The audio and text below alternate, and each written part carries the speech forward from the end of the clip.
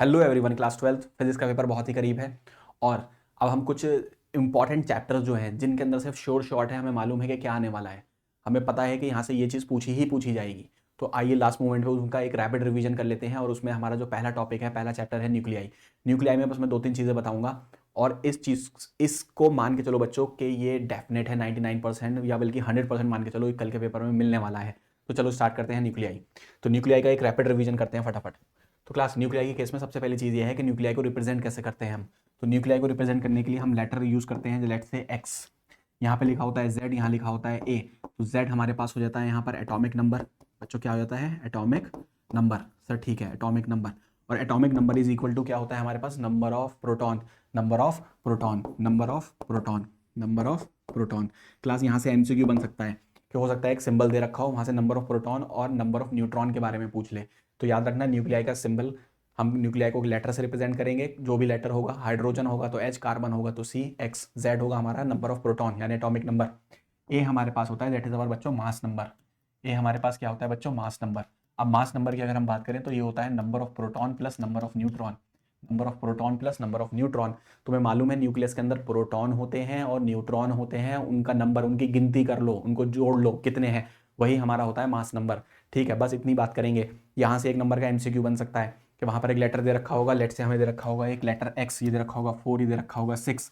पूछेगा what is number of proton, तो ये होगा number of proton, number of proton. पूछेगा what is number of neutron, n, n पूछेगा तो एन के लिए इसमें से ये माइनस कर देना, 6 में से 4 गए यानी 2। सर बहुत बढ़िया, आगे चलिए। अब सुन लो श्योर शॉर्ट क्या आने वाला है। ये मिलेगा 2 नंबर में या 3 नंबर में। 99.99% चांसेस हैं, बिना करे मत चले जाना। पहले सवाल सुन लो किस फॉर्म में आएगा। बच्चों सवाल में बोलेगा कि nuclear density, nuclear density, nucleus की density is independent of mass number.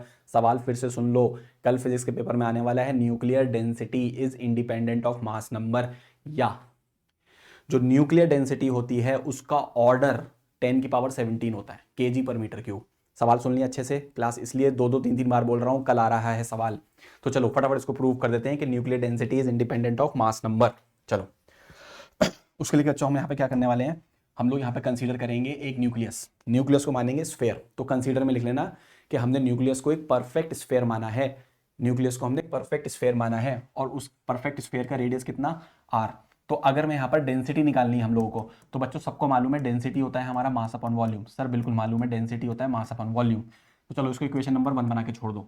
अब सबसे पहले हम मास निकालेंगे। इस न्यूक्लियस के अंदर कौन होगा? सर न्यूक्लियस के अंदर न्यूट्रॉन भी होते हैं और प्रोटॉन, न्यूट्रॉन भी होते हैं और प्रोटॉन। सर बहुत बढ़िया। मान लो इस न्यूक्लियस का मास नंबर दे रखा है ए, मास नंबर ए, यानी जितने न्यूट्रॉन हैं और जितने प्रोटॉन हैं, जितने न्यूट्रॉन हैं जितने प्रोटॉन हैं, उनकी गिनती दे रखी है नंबर ए। सर बहुत बढ़िया। एक का मास दे रखा है स्मॉल एम, एक का मास है स्मॉल एम। तो स्मॉल एम को लेट क्या करोगे? स्मॉल एम लेट भी बता रहा हूं क्योंकि आ रहा है। लेट स्मॉल एम क्या करोगे? Mass of each nucleon, mass of each nucleon. और ए क्या होगा? टोटल नंबर ऑफ न्यूक्लियंस, यानी न्यूट्रॉन भी और प्रोटॉन भी। तो यहां से अगर मैं टोटल मास निकालूं, सर बिल्कुल ईजी है, हम टोटल मास निकाल सकते हैं। टोटल मास होगा हमारे पास, टोटल मास होगा हमारे पास कितने हैं? ए, और एक का मास कितना है? एम। सर बहुत बढ़िया। उसके बाद क्या तुम बच्चों वॉल्यूम निकलवा सकते हो? सर बहुत बढ़िया, वॉल्यूम एकदम बता देंगे। फुटबॉल, फुटबॉल का volume 4/3 pi r cube, 4/3 pi r cube. Sir बहुत बढ़िया। अब जरा फटाफट टोटल मास भी मालूम है, वॉल्यूम भी मालूम है, यहाँ पे लिख दो। तो डेंसिटी हो जाएगा हमारे पास, मास कितना होगा बच्चों? A M, A M 4/3 pi r cube. ये हमारे पास इक्वेशन बन गई। अब बच्चों हमें यहाँ पे क्या करना है, यहाँ पर एक इक्वेशन होती है रेडियस के बारे में, radius of nuclei, size of nuclei, वो बराबर होती है r0 a की पावर 1/3। ये हमें याद रखना है कि r बराबर होता है r0 a की पावर 1/3, रट लेना इसको। अब यहाँ पुट कर दो, तो डेंसिटी हो जाएगी am 4/3 पाई r0 a की पावर 1/3 का होल क्यूब। सर बहुत बढ़िया। तो यहाँ डेंसिटी हो जाएगी am 4/3 पाई, देखो इसका होल क्यूब करोगे तो ये 3 से 3 कैंसिल होगा और r0 की पावर 3 आएगी, r0 की पावर 3 और a। बहुत बढ़िया सर, a से a कैंसिल हो जाएगा, तो यहाँ से डेंसिटी 3 ऊपर चला जाएगा, 3m 4 पाई r0 क्यूब। सर बहुत बढ़िया। तो क्लास यहाँ पर जो डेंसिटी का फॉर्मूला आ गया, हो सकता है डायरेक्टली डेंसिटी की इक्वेशन ही पूछ ले, डेराइव करो, लेकिन यहाँ ध्यान से देखो डेंसिटी की इक्वेशन में कहीं पे भी मास नंबर नहीं है क्योंकि वो मास नंबर ऊपर ही कैंसिल हो चुका। तो इसका मतलब जो न्यूक्लियर की डेंसिटी यानी न्यूक्लियस की जो डेंसिटी होती है वो मास नंबर पे डिपेंड नहीं करती, मास नंबर पे डिपेंड नहीं करती। यही सवाल आ रहा है 2 नंबर या 3 नंबर, 2 नंबर में आएगा। ठीक है सर, हो गया, समझ में आ गया। ठीक है, उसके बाद पूछ सकता है कि न्यूक्लियस के जो डेंसिटी का ऑर्डर होगा, न्यूक्लियस की डेंसिटी का ऑर्डर वो 10 की पावर बच्चों कितने का होगा, 17 का, ये पूछ सकता है। तो वो यहीं से हो जाएगा, देखो कैसे होगा, इसको थोड़ा देर खिसकाओ। अब देखो बच्चों यहाँ पे वो उसको कैसे करेंगे, तुम्हें क्या करना है बच्चों, बस बहुत सिंपल है। यहाँ पर डेंसिटी बराबर 3, what is mass of each nucleon, m की वैल्यू होती है 1.67 इंटू 10 की पावर -27 लिख देना। उसके बाद 4 पाई होता है हमारे पास 3.14, आर नॉट होता है 1.2 FM फर्मी 10 की पावर -15 का होल क्यूब, ये सब लिख के आ जाना ऐसे ही। उसके बाद डायरेक्ट लिख देना, ये आता है 3.14 लगभग ऐसी कुछ 2.8 ऐसे कुछ आता है, 2 पॉइंट समथिंग 2.12 इंटू 10 की पावर 17, बस ये 10 की पावर 17 इंपॉर्टेंट है, याद रखना, kg पर मीटर क्यूब। ठीक है, तो ये इसमें बस एक स्टेप और आगे आ जाना कि भाई न्यूक्लियर डेंसिटी कैसे निकालेंगे, वैल्यूज को पुट कर देना सारी और लिख देना इसका ऑर्डर आता है 10 की पावर 17। ठीक है, यहाँ तक हो गया, 2 नंबर पक्के हो गए, 1 नंबर MCQ का हो गया पहले। ठीक है, तो क्लास यहाँ पे सबसे इंपॉर्टेंट यही है। उसके बाद नेक्स्ट चीज यहाँ पे पूछ सकता है, वो पूछ सकता है कि यही इक्वेशन को प्रूफ करवा सकता है कि न्यूक्लियर साइज नेक्स्ट करा सकता है वो न्यूक्लियर साइज। सुन लो क्लास ध्यान से, न्यूक्लियर साइज में क्या करा सकता है कि प्रूफ करो R बराबर होता है R0 a की पावर 1/3, ये प्रूफ करा सकता है। तो ये तो और भी आसान है, तो ये प्रूफ करवा सकता है और इस पे आ सकता है हमारा न्यूमेरिकल, दोनों बता देता हूं। तो देखो इसको न्यूक्लियर साइज को प्रूफ करने का क्या तरीका है, सुनो। न्यूक्लियर साइज के केस में बच्चों याद रखना है, फॉर एग्जांपल हमें पता है कि हमने बात करी है कि जो एक न्यूक्लियस होता है वो एक परफेक्ट स्फेयर है सर, बिल्कुल, उसका रेडियस कितना है r, उसका रेडियस कितना है r। ठीक है, अब इसमें न्यूक्लियॉन्स है, न्यूट्रॉन भी है और प्रोटॉन भी है, न्यूक्लियॉन्स यानी न्यूट्रॉन भी है और प्रोटॉन भी है। अब खुद सोचो, अगर मैं इसके वॉल्यूम की बात करूं, इसमें मैं नंबर ऑफ न्यूट्रॉन और प्रोटॉन, न्यूट्रॉन्स और प्रोटॉन को ज्यादा कर दूं तो इसका साइज बड़ा हो जाएगा, इसका साइज क्या हो जाएगा बच्चों, बड़ा हो जाएगा। और अगर साइज बड़ा हो जाएगा तो यानी वॉल्यूम ज्यादा हो जाएगा, तो जितने न्यूट्रॉन प्रोटॉन भरते जाओगे उसका साइज बड़ा होता जाएगा। तो यानी इसका जो मास नंबर होगा, इसका जो मास नंबर होगा ए, वो डायरेक्टली प्रोपोर्शनल होगा इसके वॉल्यूम के सर, बिल्कुल। तो यहां पर जो वॉल्यूम होगा वो कितना होगा, 4/3 पाई आर क्यूब, वो डायरेक्टली प्रोपोर्शनल होगा ए के सर, बिल्कुल होगा। तो यहाँ पे आर क्यूब प्रोपोर्शनल हो जाएगा किसके, अपना ए के।